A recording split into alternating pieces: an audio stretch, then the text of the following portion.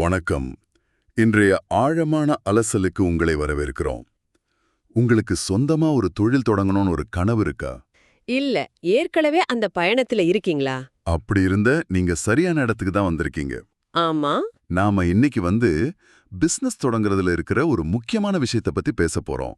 ஆனா இது balance sheet பத்தியோ மார்க்கெட்டிங் திட்டத்தை பத்தியும் இல்ல. இல்லவே இல்ல. இது உரையாடல்களை பத்தி. ஆமா, நீங்க உங்களுக்குள்ளே நடத்திக்கிற உரையாடல், உங்க குடும்பத்துக்கிட்ட பேசுறது, அப்புறம் மிக முக்கியமா உங்க வாடிக்கையாளர்களோட நீங்க உருவாக்குற உரையாடல். சரியா சொன்னீங்க. இதுக்காக how to start your own business என்கிற புத்தகத்தோட சில முக்கிய பகுதிகளை நாம ஆதாரமா எடுத்திருக்கோம். சொல்லப்போனா ஒரு பிசினஸ வெறும் எண்களும் திட்டங்களும் மட்டும் உருவாக்குறது இல்ல. அப்போ எது உருவாக்குது? அதுக்கு உயிர் கொடுக்கறதே அர்த்தமுள்ள மனித உரையாடல்கள் தான் இந்த ஆதாரம் சொல்லுது. ரொம்ப சுவாரஸ்யமா இருக்கு. சரி, வாங்க ஆரம்பிக்கலாம். எல்லாரும் பிசினஸ் தொடங்கணும்னு நினைக்கும் போது நிறைய பணம் சம்பாதிக்கலாம், நமக்கு நாமே முதலாளின்னா முதல்ல யோசிப்பாங்க. ஆமா, அதுதான் பொதுவான எண்ணம். ஆனா புத்தகம் என்ன சொல்லுதுன்னா, முதல் உரையாடல் உங்களுக்கும் தான் நடக்கணும். கரெக்ட். ஒரு வேலையில இருக்கிற பாதுகாப்புக்கும் சொந்த தொழில் செய்யறதுக்கும் உள்ள வித்தியாசத்தை நேர்மையா அலசி பார்க்கணும்னு சொல்லுது.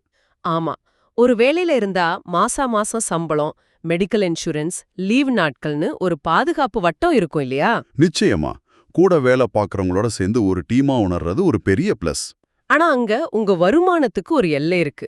சில சமயம் ஆபீஸ் அரசியல் எரிச்சலை தரும். உங்க நேரத்தை முழுசா நீங்க கட்டுப்படுத்த முடியாது. ஆனா சொந்த தொழில்னா இது எல்லாம் தலைகீழா மாறிடும். ஆமா, வருமானத்துக்கு எல்லையே இல்ல, முழு சுதந்திரம். உங்க நேரத்தை நீங்களே முடிவு பண்ணலாம். முக்கியமா உங்க கனவை நீங்க வாழ்றீங்கங்கிற திருப்தி. இதுதானே எல்லாரும் ஆசைப்படுறது. ஆமா, ஆனா அந்த சுதந்திரத்துக்கு ஒரு பெரிய விலை இருக்கு. இதுதான் நாம நமக்குள்ள நேர்மையா பேசிக்கணும். என்ன விலை அது? புத்தகம் என்ன சொல்லுதுன்னா, ஒரு பிசினஸ்ல பெரிய ரிஸ்க் பணம் இல்ல, தனிமை உணர்வு தான் சொல்லுது. அப்படியா? ஆமா, எல்லா முடிவுகளையும் நீங்களே தனியா எடுக்கணும். ஆரம்பத்துல வேலை நேரம்னு ஒன்னு இருக்காது. 24/7 வேலை செய்ய வேண்டியிருக்கும். லீவ் எடுத்தா வருமானம் வராது. இதெல்லாம் சேர்ந்து உருவாக்குற மன அழுத்தம் ரொம்ப அதிகம். இந்த 2 பக்கத்தையும் பார்த்துட்டு இது எனக்கு சரி வருமா அப்படின்னு கேட்கறது தான் அந்த முதல் உரையாடல். இது கேட்கவே கொஞ்சம் பயமுறுத்துற மாதிரி இருக்கு. அமேசான் நிறுவனர் ஜெஃப் பெசோஸ் சொன்ன ஒரு விஷயம் ஞாபகத்துக்கு வருது. சொல்லுங்க. நான் தோத்துட்டா அதுக்காக வருத்தப்பட மாட்டேன், ஆனா முயற்சி செய்யாம விட்டுட்டேனேன்னு தான் வருத்தப்படுவேன்னு சொன்னார். ஒருவேளை அந்த முயற்சி செய்யாத வருத்தம் வந்துடக்கூடாதுங்கிறதுக்காக தான் பலரும் இந்த ரிஸ்க் எடுக்கிறாங்களோ? நிச்சயமா. அந்த எண்ணம் தான் பல தொழில் முனைவோரை இறக்குது. ஆனா இதுல ஒரு நல்ல விஷயம் என்னன்னா, எடுத்த உடனே வேலையை விட்டுட்டு முழுசா இதுல இறங்கணும்னு அவசியம் இல்ல. ஓ, அப்ப வேற வழி இருக்கா? இருக்கு. உங்க வேலைய விடாமலேயே உங்க ஓய்வு நேரத்துல இந்த ஐடியாவை டெஸ்ட் பண்ணி பார்க்கலாம். இதத்தான் இப்போதைய வழக்குல சைடு ஹஸ்டல்னு சொல்றாங்க. இது நல்ல ஐடியாவா இருக்கே. ஆமா, இது பண ரீதியான ஆபத்தை குறைக்குது. அதே சமயம் உங்க கனவை நோக்கி ஒரு அடி எடுத்து வைக்கவும் உதவுது. சரி, இப்போ நீங்க உங்களுக்குள்ள பேசி ஒரு முடிவுக்கு வந்துட்டீங்க. அடுத்த உரையாடல் யார்கிட்ட? அதுதான் இன்னும் கொஞ்சம் சிக்கலானது. உங்க குடும்பம் மற்றும் நண்பர்கள் கிட்ட. இது ரொம்ப சென்சிட்டிவான ஏரியா. உண்மையா உழைப்பாங்க, முடிவுகளை வேகமா எடுக்கலாம். கஷ்ட காலத்துல ஒருத்தருக்கு ஒருத்தர் ஆதரவா நிப்பாங்க. கரெக்ட். ஆனா இதுல ஒரு பெரிய சிக்கலும் இருக்கு. அந்த நெருக்கமே சில சமயம் பெரிய பிரச்சனையாயிடும்.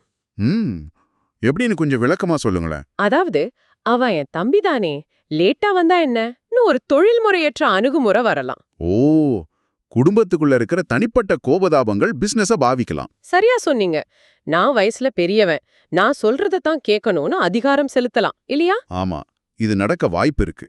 இந்த மாதிரி பிரச்சனைகள் வராம இருக்க ஆதாரம் ஒரு அருமையான வழிய சொல்லுது. அதுக்கு பேரு பிசினஸ் சார்ட்டர். பிசினஸ் சாசனமா? அது என்னது? இது சட்டப்படி ஒரு ஒப்பந்தம் இல்ல, ஆனா ஒரு புரிந்துணர்வு பத்திரம் மாதிரி.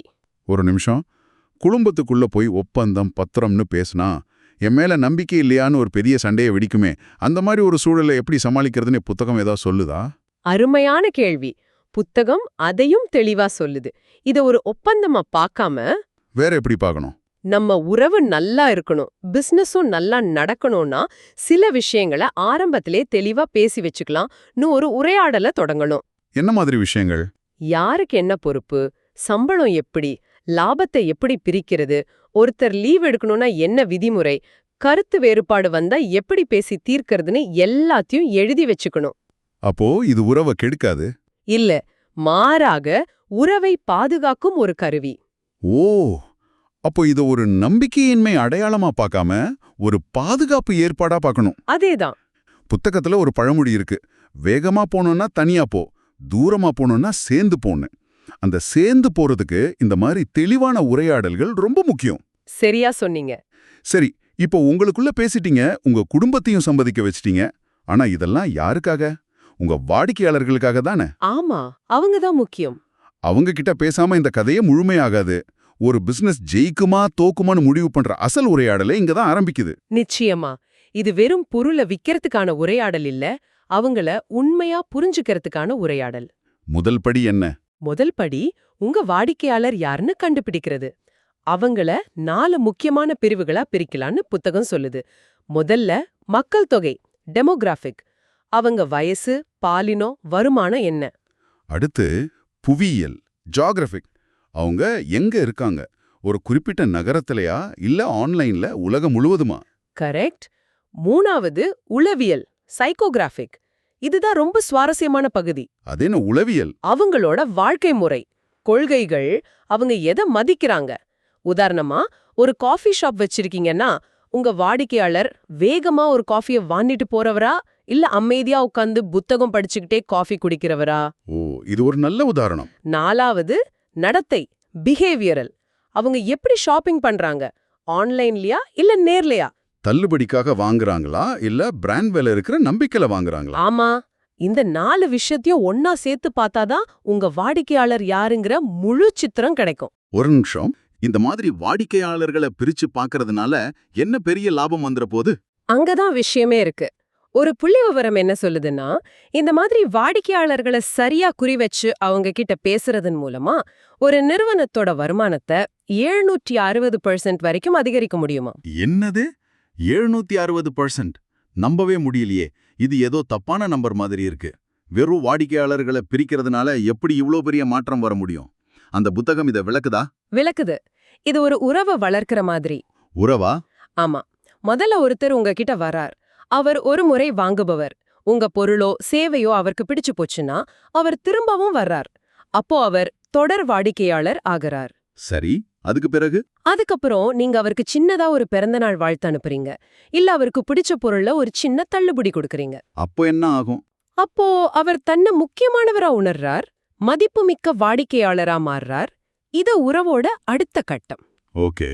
கடைசியா உங்க மேல முழு நம்பிக்கை வச்சு அவரோட நண்பர்கள், குடும்பத்துக்கிட்ட உங்களை பத்தி சிபாரிசு செய்ய ஆரம்பிக்கிறார். அப்போ அவர் உங்க பிசினஸோட வக்கீல், அட்வொகேட் ஆகிடுறார். வாவ். இந்த நிலையை அடையறது தான் ஒவ்வொரு பிசினஸோட இலக்கு. அந்த 760% வளர்ச்சி இங்கிருந்து தான் வருது. அப்போ இது வெறும் விற்பனை இல்ல, ஒரு நீண்ட கால உறவை உருவாக்குறது. உங்களுக்கு அப்படி ஏதாவது அனுபவம் இருக்கா? ஒரு பிராண்டோட நீங்க ஒரு வக்கீலா மாறின மாதிரி? நிச்சயமா இருக்கு. ஒரு சின்ன உள்ளூர் புத்தக கடையில எனக்கு அந்த அனுபவம் கிடைச்சது. சொல்லுங்களேன். அவங்க எனக்கு பிடிச்ச எழுத்தாளர்கள் பத்தி ஞாபகம் வச்சுக்கிட்டு புது புத்தகம் வந்தா தகவல் சொல்லுவாங்க. இப்போ என் நண்பர்கள் யார் புத்தகம் வாங்கணும்னு கேட்டாலும் நான் அந்த கடையை தான் சொல்லுவேன். ரொம்ப அருமையான உதாரணம். ஒரு மேற்கோள் இது அழகா சொல்லும். ஒரு வாடிக்கையாளரை கண்டுபிடிக்க மாசக்கணக்காகும், ஆனா அவரை இழக்க வினாடிகள் போதும். ஆமா. அந்த உறவை பாதுகாக்கிற தொடர் உரையாடல் தான் வாடிக்கையாளர் சேவை. ரொம்ப அருமை.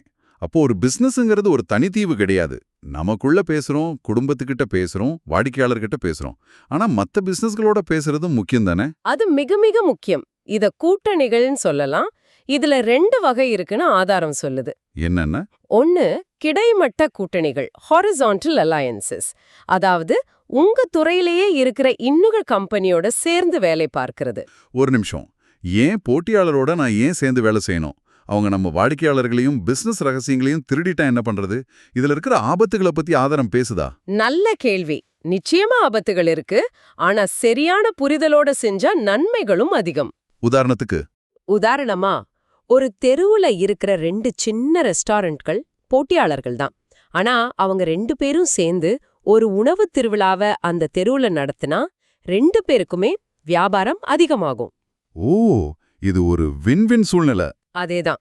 ஓகே, இது புரியுது. அப்போ இன்னொரு வகை என்ன? அது செங்குத்து கூட்டணிகள், வெர்டிகல் அலையன்சஸ். இது உங்க சப்ளை செயின்ல இருக்கிறவங்களோட கூட்டணி அமைக்கிறது. அதாவது சப்ளையர்ஸோடவா? ஆமா.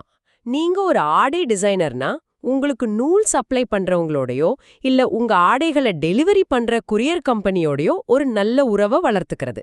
சப்ளையர்ஸோட நல்ல உறவு ஏன் அவ்வளோ முக்கியம்? அவங்க கிட்ட இருந்து நம்ம பொருளை வாங்கிட்டு பணம் கொடுத்தா போதாதா? நிறைய பேர் அப்படிதான் நினைக்கிறாங்க, ஆனா அது ஒரு பெரிய தவறு. ஏன்? ஒரு நல்ல சப்ளையர் உறவு தான் உங்க பொருளோட தரம், சரியான நேரத்துல டெலிவரி, நல்ல விலை எல்லாத்தையும் முடிவு பண்ணுது. இது வெறும் கொடுக்கல் வாங்கல் இல்ல, இது ஒரு பார்ட்னர்ஷிப். 2 பேரும் ஜெயிக்கணும்னு நினைக்கணும். ஆமா, ஆதாரம் ஒரு முக்கியமான எச்சரிக்கை கொடுக்குது. ஒரு சப்ளையரை இன்னொருத்தருக்கு எதிரா பயன்படுத்தி அவன் இதை விட கம்மியா தரான் நீயும் குடுன்னு தொடர்ந்து அழுத்தம் கொடுத்தா கடைசியில 2 உறவுகளையுமே இழக்க வேண்டியிருக்கும். அது குறுகிய கால லாபம் மாதிரி தெரிஞ்சாலும் நீண்ட காலத்துல பெரிய நஷ்டம். கரெக்ட். இது ரொம்ப முக்கியமான பாடம். கடைசியா நெட்வொர்க்கிங் பத்தி பேசலாம். இது நிறைய பேருக்கு பிசினஸ் கார்டை மாத்திக்கிறது, லிங்க்டின்ல கனெக்ஷன் சேர்க்கறதுன்னு தான் தெரியும். ஆனா அது மட்டும்தானா? அது ஆரம்பம்தான். நெட்வொர்க்கிங்கிறது பரஸ்பரம் உதவி செஞ்சுக்கிற உறவுகளை உருவாக்குறது. அதுவும் ஒரு தொடர் உரையாடல் தானா? ஆமா, ஒருத்தரோட தொடர்புல இருந்தா அவங்களுக்கு நாம எப்படி உதவ முடியும்னு யோசிக்கணும். தேவைப்படும் போது அவங்க கிட்ட உதவி கேட்க தயங்கக்கூடாது. முதல்ல கொடுங்க, அப்புறம் கேளுங்கிறது தான் இதோட தாரக மந்திரம். ஆ, இன்னைக்கு நாம பார்த்ததுல இருந்து ஒரு தொழிலை தொடங்குறதுங்கிறது வெறும் கணக்கு, திட்டம், உத்திகளை பத்தினதில்ல. இல்ல, அது முழுக்க முழுக்க மனித உறவுகளையும் உரையாடல்களையும் சார்ந்திருக்குங்கிறது நல்லா புரியுது. உங்களுக்குள்ள நீங்க நேர்மையா பேசிக்கிறதுல ஆரம்பிச்சு உங்க குடும்பம், வாடிக்கையாளர்கள், கூட்டாளிகள்னு வலுவான உறவுகளை உருவாக்குற வரைக்கும் ஒவ்வொரு உரையாடலும் உங்க பிசினஸோட வெற்றிக்கு ஒரு செங்கல் மாதிரி. அப்படியானால் உங்களுக்காக ஒரு சிந்தனை. இந்த ஆதாரம், திட்டமிடல், நிதி, செயல்பாடுகள்னு நிறைய விஷயங்களை பத்தி பேசுது. ஆனா நாம இன்னைக்கு விவாதிச்ச இந்த 4 உரையாடல்கள்ல நமக்குள்ள, குடும்பத்துக்கிட்ட, வாடிக்கையாளர்கள் கிட்ட, கூட்டாளிகள் கிட்ட, ஆமா, இதுல எந்த ஒரு உரையாடல்ல நீங்க கோட்டை விட்டா மத்த எல்லா திட்டங்களும் அர்த்தமே இல்லாம போயிடும்னு நினைக்கிறீங்க? நல்ல கேள்வி. எந்த உரையாடல் உங்க தொழிலோட உண்மையான அஸ்திவாரம்? இத சிந்திச்சு பாருங்க.